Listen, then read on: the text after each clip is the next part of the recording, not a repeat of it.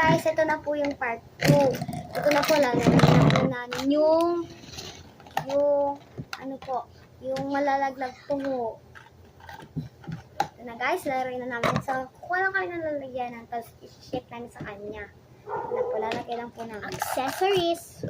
Lalagay po namin yung isang bagay na sa gitna at kailangan dito siya malulaglag. Let's go na din. Let's go. Ito na po, aking ano. Accessories. Ito guys, ito siya guys, ito yung malalaglag. Kailangan din siya malaglag guys, okay? So, bato-bato, tikman natin yung unasan. Ito, pick. Siya po una. Ito gamitin ko guys kasi wala na po. Yan, una na siya guys. Ganito po kasi yan guys. Magsimula kayo sa dulo ng ano niya. Oh my god. Di ba guys, ang laki na nakuha ko. Kesa sa kanya, liit. Kailangan natin Ayun dito. po, natatakot po kasi ako. Pag natalo po kasi siya, sasayawin niya po yung Shake It to the Max. Ikaw na rin. Ano tutumba na? Basta muna.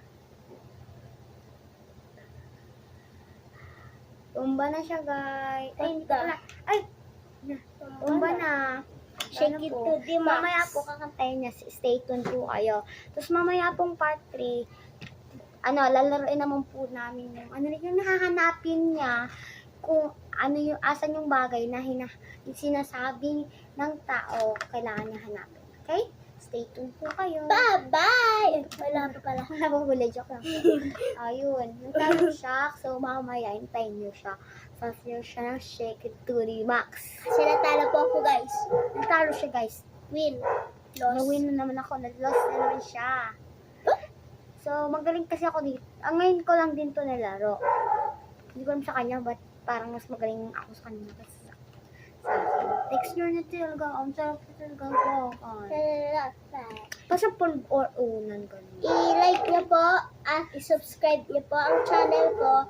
I-click niyo po ang bell. At huwag niyo po kalimutan, i-follow niyo po ako sa TikTok. Kung may TikTok po kayo, i-follow niyo po ako.